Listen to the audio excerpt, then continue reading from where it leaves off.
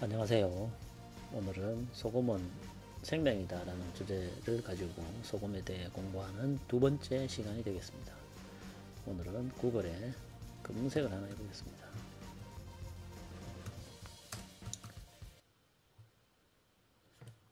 자, 소금에 대한 전쟁을 끝내야 될 시간이다 라는 주제의 검색을 하면 맨 위에 Scientific American Journal이라는 잡지에 기재된 내용을 볼 수 있는데, 소금과의 전쟁을 끝내야 될 때 2011년 7월 8일에 발표된 이 기사는 여러 논문을 바탕으로 해서 종합적으로 쓰여진 결과물이라서 우리가 공부하기에 도움이 됩니다. 자세히 살펴보도록 하겠습니다. 네, 기사 내용을 살펴보도록 하겠습니다. 소금에 대한 전쟁을 끝내야 될, 종식시킬 때이다. 우리의 소금 섭취를 제한하려는 정치인들의 열렬한 노력은 과학을 기반으로 하지 않았다. 이런 소제목으로 시작하는데 재미있는 소제목입니다. 소금 줄이려는 정책은 과학을 기반으로 하지 않았다 라는 소제목을 시작으로 다음 내용을 살펴보도록 하겠습니다. 수십 년 동안 정책 입안자들은 미국인들이 소금을 덜 먹도록 하기 위해 노력했지만 실패했다. 2010년 4월 제약협회는 식품 제조업체들이 제품에 투입하는 소금의 양을 규제할 것을 미국 식품의약국에 촉구했다. 마이클 블룸버그 뉴욕 시장은 이미 16개 회사가 자발적으로 그렇게 하도록 설득했다. 하지만 만약 미국이 소금을 정복한다면 우리는 무엇을 얻게 될까? 확실하게 싱거운 감자튀김을 얻겠지만 건강한 나라를 만들 수 있을까? 꼭 그렇다고 할 수는 없다. 이번 주에 미국 고혈압 저널에 실린 총 6,250명의 대상과 관련된 7개의 연구를 메타 분석한 결과, 메타 분석이라는 것은 한두 개의 논문을 보는 것이 아니라 수십 편의 논문을 보고 그것을 복합적이고 종합적으로 분석한 결과, 이런 말이 되겠습니다. 염분 섭취를 줄이는 것이 고혈압 환자나 혈압이 정상인에게 심장마비나 뇌졸중의 위험을 줄인다는 강력한 증거를 발견하지 못했다. 지난 5월 유럽 연구원들은 실험 대상의 소변으로 배출되는 나트륨의 양이 적을 때 심장 질환의 위험성이 더 크다고 미국 의학협회 저널에 발표했다.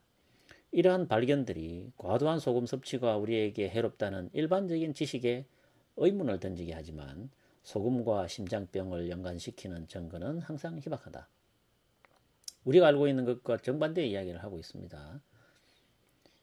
나트륨의 양이 적을 때, 즉 이 소변으로 배출되는 나트륨의 양을 측정하는 것은 굉장히 좋은 측정 도구가 됩니다. 우리가 소금을 섭취한 양을 확인하는 데 있어서 아주 좋은 그런 측정 방식이 되는데, 당연히 소금을 많이 섭취하면 소변 속 나트륨의 양이 많겠죠. 그 양을 가늠해서 이 질환을 판단한 건데, 나트륨의 배출량이 적은 것은 나트륨 섭취량이 적다라고 해석하면 됩니다. 나트륨 섭취량이 적으니까 당연히 나트륨 배출량이 적은 거죠. 그래서 나트륨의 배출량이 적으니까, 섭취량이 적으니까 심장 질환의 위험이 더 크다라는 사실이 이렇게 있습니다. 소금에 대한 공포는 1세기 전에 나타났다. 1904년 프랑스 의사들은 심장병의 위험 요소로 알려진 고혈압을 앓고 있는 6명의 환자가 소금 중독자라고 보고했다. 1970년대 브루하벤 국립연구소의 루이스달이라는 사람이 소금이 고혈압을 유발한다는 분명한 증거를 가지고 있다고 주장했을 때 우려는 심화되었다. 그는 사람에게 500g에 해당되는 나트륨을 쥐에 먹여서 고혈압을 유도했다. 오늘날 미국인은 하루 평균 3.4g의 나트륨을 소비하고 있는데 이는 소금 8.5g에 해당하는 양이다. 6명의 환자, 고혈압을 앓고 있는 6명의 환자, 60명도 아니고 600명도 아니고 60명도 아니고 단 6명의 환자를 임상을 해서 이러한 결과를 발표를 한다. 그리고 여기에서 사용된 쥐는 일반적으로 우리가 사용하는 그런 쥐보다 좀 이렇게 큰 쥐입니다. 큰 쥐인데 여기에 하루에 500g의 나트륨을 먹여서 고혈압을 유도하는 실험을 했다. 500g을 먹이는 건, 이거 먹이는 게 아니라 이거는 뭐 어마어마한 양을 처먹이는 거죠. 이런 거를 먹여서 혈압이 높아지지 않는다. 음식을 먹어도 혈압이 당연히 높아지죠. 사탕 하나 먹어도 높아집니다. 예민할 경우에. 지나가는 이쁜 아가씨를 쳐다봐도 혈압이 높아집니다. 그런데 하루에 500g? 그러면 실험을 하려면 무게 비율로 해서 사람의 평균 섭취량이 예를 들어서 8.5g이면 이 쥐는 몇 킬로그램이기 때문에 적당한 소금을 먹이면서 실험을 해야죠. 굉장히 잘못된 실험이라고 보여지네요. 달은 또한 계속해서 소금 섭취와 고혈압 사이의 관련성에 강력한 증거로 인용되는 인구 추세를 발견했는데 일본과 같이 소금 소비량이 많은 나라에 사는 사람들이 고혈압과 뇌졸중을 앓는 경향이 있다는 것이다. 그러나 수년 후 미국 고혈압 저널에 발표된 논문에서 과학자들은 인구 집단 내에서 나트륨 섭취량을 비교했을 때 이러한 연관성을 발견하지 못했기 때문에 유전학이나 다른 문화적 요인이 원인이 될 수 있다고 제안했다. 그럼에도 불구하고 1977년 미국 상원의 영양 및 인간 욕구에 관한 특별위원회는 대체로 달의 연구를 근거로 미국인들의 소금 섭취를 50에서 85%까지 줄일 것을 권고하는 보고서를 발표했다. 우리가 소제목에 과학적인 근거를 하지 않았다. 소금 줄이기 정책은. 그런데 6명의 실험을 하고 하루에 500g이라는 말도 안 되는 소금을 처먹여서 쥐에 처먹여서 실험을 한 달의 연구를 근거로 미국인들의 소금 섭취를 줄일 것을 권고하는 보고서를 발표했다. 미국이 왜 그랬을까요? 네, 이번은 조금 깁니다. 길지만 중요한 내용입니다. 그 이후로 과학적 도구들이 훨씬 더 정확해졌지만 소금 섭취와 건강 악화의 상관관계는 미미한 상태이다. 1988년에 발표된 대규모 연구인 인터솔트는 소금 연구 중에서 가장 광범위한 내용을 다루고 정확한 결과를 만들어낸 인터솔트 스터디라는 게 있는데 나중에 자세하게 살펴보는 기회를 가지도록 하겠습니다.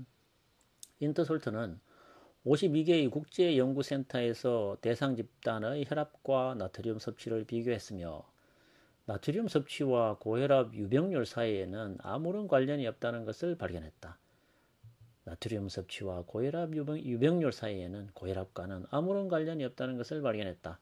사실 하루에 14g의 소금을 먹는 집단의 혈압은 7.2g 먹은 집단의 평균 혈압보다 낮았다. 2004년에 미국 보건복지부의 일부 기금으로 조성된 국제 독립 비영리 건강관리 연구기관인 코크레인 공동연구팀은 11건의 소금 줄이기 시도에 대한 검토를 발표했다. 장기적인 저염식은 일반식에 비해 건강한 사람의 수축기 혈압 1.1 mHg, 확장기 혈압은 0.6 낮추어 주었다. 이것은 120, 80에서 119, 79, 앞에는 수축기, 뒤쪽은 확장기가 되죠. 가는 것과 같다. 이 보고서는 1차 치료나 질병 예방 프로그램에 적합하지 않은 집중적인 개입은 장기적인 실험에서 혈압을 최소한 감소시킬 뿐이라고 결론지었다. 2003년 코크레인의 57건의 단기간 임상시험에서 소금 섭취량을 줄임으로써 장기적인 효과가 있다는 증거는 거의 없다고 결론을 내렸다.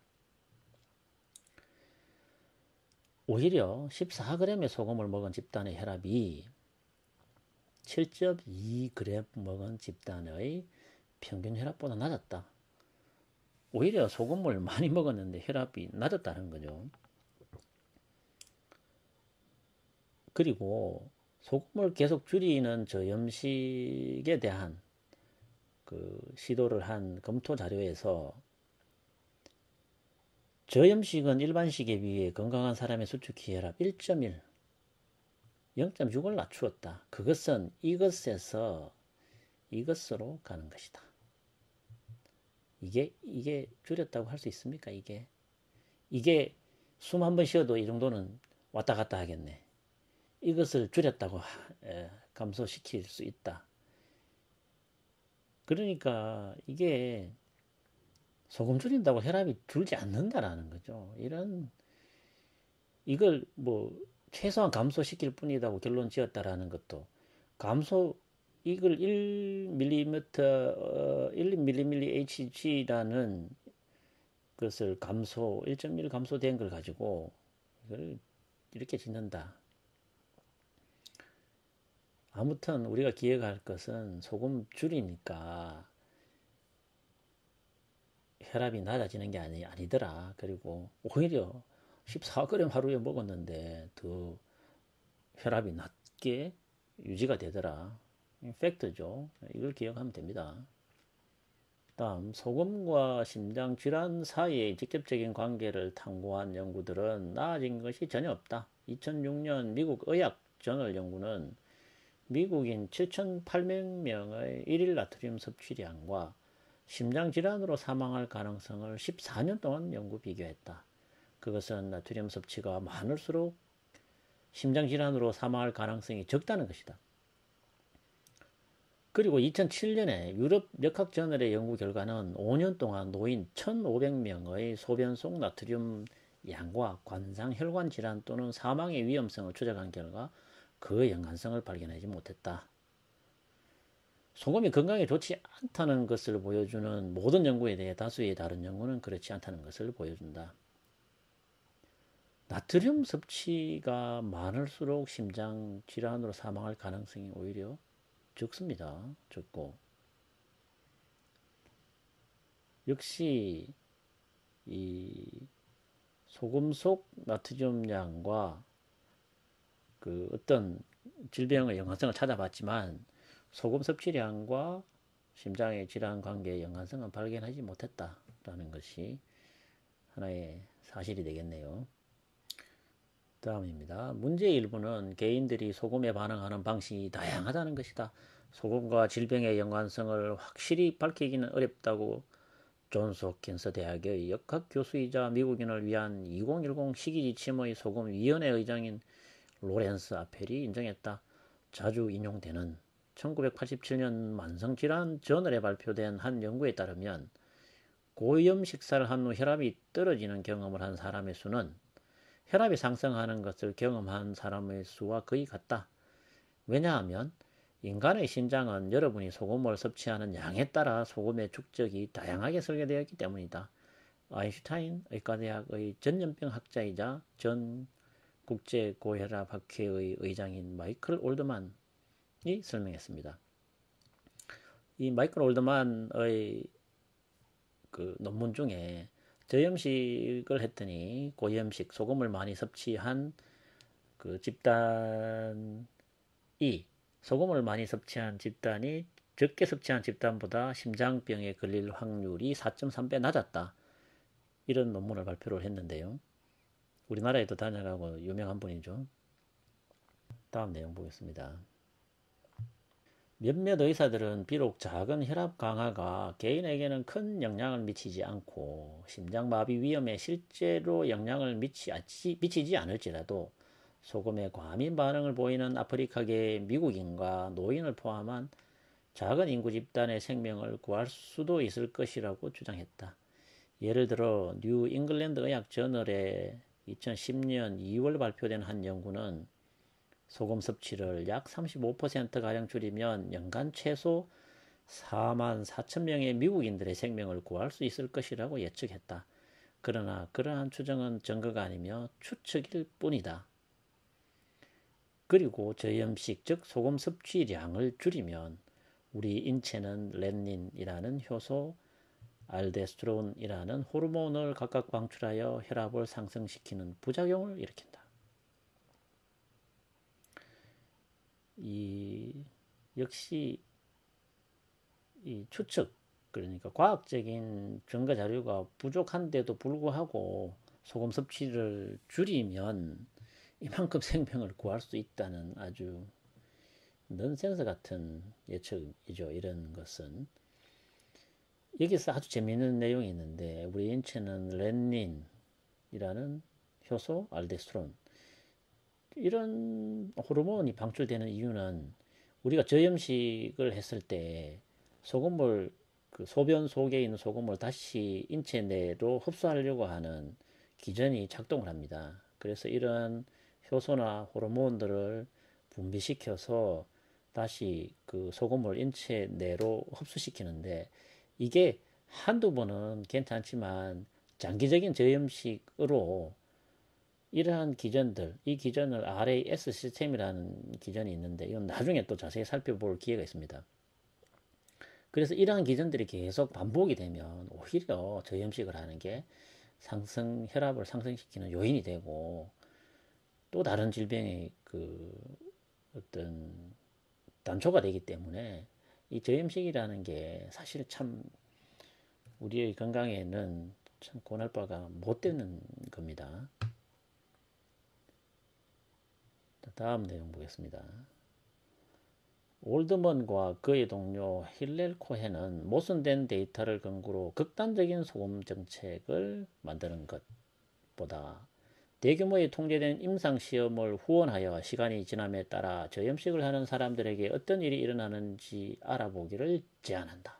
아펠은 이러한 시도가 비용이 너무 많이 들기 때문에 이루어질 수 없고 또 이루어지지 않을 것이라고 한다. 모순된 데이터를 근거로 해서 극단적인 소금 정책. 이게 어느 나라에서 하고 있습니까, 지금? 우리나라에서 하고 있죠. 우리나라 보건복지부 시약처에서 극단적인 소금 정책을 펼치고 있습니다. 이게 국민의 건강에 굉장히 반하는 것이라고 이게 생각되고 또 건의도 했었습니다. 저도 건의를 하고 이러한 소금 정책은 국민의 건강에 도움이 되지 않으며 보다 더 과학적인 이 데이터를 가지고 정책을 입안할 수 있도록 해달라고 이렇게 건의도 해보았지만 전혀 우리 국가의 정책기관들은 계속 저염 정책을 추진을 하고 있습니다. 하지만 우리가 명확한 데이터를 갖고 있지 않은 보금주의적 소금 반대 캠페인은 단지 불안정한 과학에 근거하고 있을 뿐만 아니라 궁극적으로 부당한 것이다. 궁극적으로 부당한 것이다. 국민의 생명을 담보로 과학적 기반과 근거 없이 행해지는 오히려 국민의 건강에 보편적으로 반대의 악영향을 초래할 수 있는 저염식 정책은 부당한 것이죠. 코헨은 저염식이 엄청난 혜택을 주고 생명을 구한다는 약속이 대중에게 만들어지고 있다. 참 큰일입니다. 우리나라 지금 저염식 정책 참 이렇게 만들고 있죠. 하지만 이것은 보잘것없는 추정을 기반으로 한 것일 뿐이다. 자, 여기에서 이 소금과 건강의 상관관계를 규명하기 위한 비용이 너무 많이 들기 때문에 어렵다, 이거는 안 된다라고 이야기를 했는데, 이 부분에 대해서 제가 큰 비용을 들이지 않으면서도 할 수 있는 방법을 제시를 한번 해보겠습니다. 자, 어쨌든 이 기사를 다 살펴봤는데요. 결론은 소금은 고혈압과 아무런 관련이 없다라는 것이 이 기사의 결론입니다. 오히려 저염식을 할 때 심장질환으로 사망할 가능성이 크다. 그래서 저염식 정책을 계속해서 심장질환 환자를 높이면 이게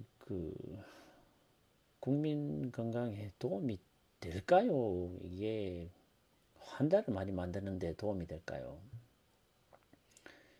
소금과의 전쟁을 끝내기 위해서 우리가 소변의 염도를 측정하면 소금을 섭취를 한 어떤 양을 정확하게 예측할 수가 있습니다. 그래서 소변의 염도를 측정하는 임상을 하는 것이 좋은 예이다.